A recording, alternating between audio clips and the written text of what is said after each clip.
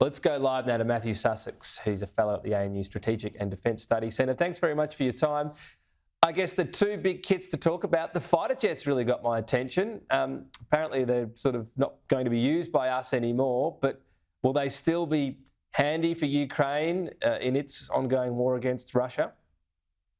Oh, yeah, absolutely, Tom. These classic Hornets are basically very similar to what the Ukrainians have been requesting from the United States, the F-16.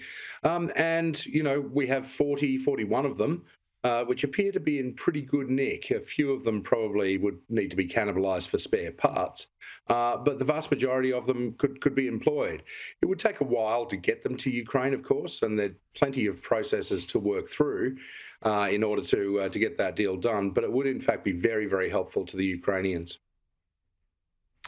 The other kit we've got pictures of now, the so-called Hawkeyes, look, they're pretty much state-of-the-art. And these can also be used to launch pretty significant weapons as well. Yeah, that's right. The Hawkeyes, and we've got quite a lot of them. I think 1,100 in total, with some on order, but about 450 basically sitting in a garage.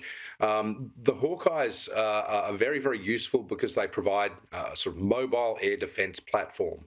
And the things that the Ukrainians have been really worried about is their ability to contest Russia's dominance of the skies. Because if they're going to launch a counteroffensive, then that means at present the Russian forces will be able to attack them from the air. And the Hawkeyes are really valuable in giving the Ukrainians just the ability to fight back and not have so many of them potentially die on the battlefield. These are the headlines over the past few weeks. Ukraine readying for offensive.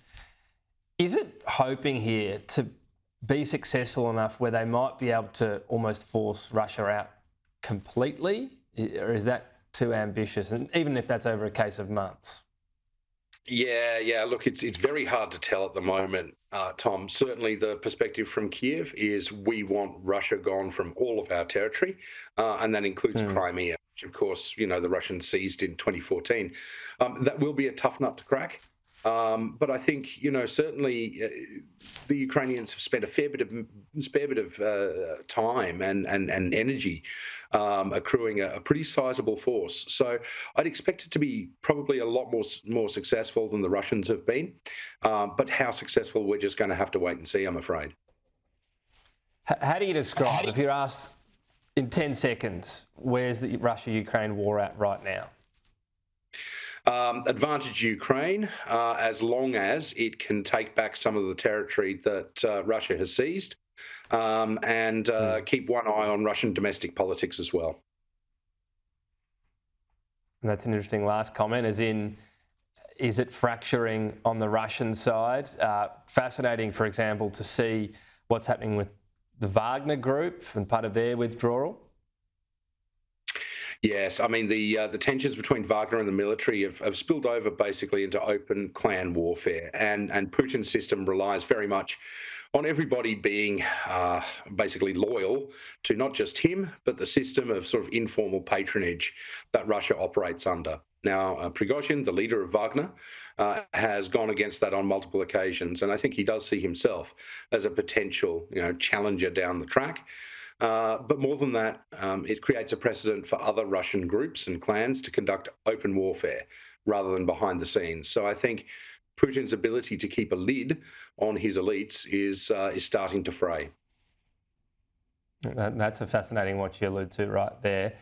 And I guess your final take, what's the best and worst case scenario for Ukraine as this year folds out, do you think?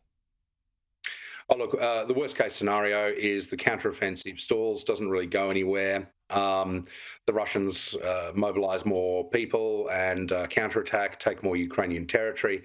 And basically Ukraine is forced to the bargaining table to accept a really bad compromise.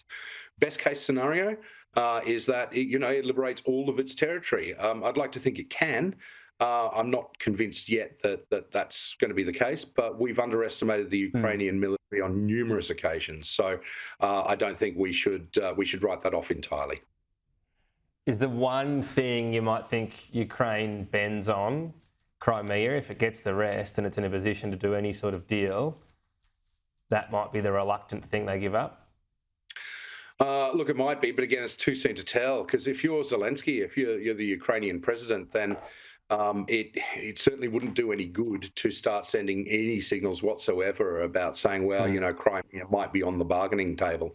I think the message has been pretty clear that really, if Russia retains Crimea, then Ukraine is threatened for the rest of its existence. That is a place from which Russia can have another go once it's reconstituted its military, and so Ukrainians will really, I think, never feel safe until Crimea is back in their possession. In case that doesn't happen, then certainly Ukraine would want very, very strong security guarantees from the West to help it should tensions boil over again down the track. Always good to get your thoughts, Matthew Sussex. Thank you.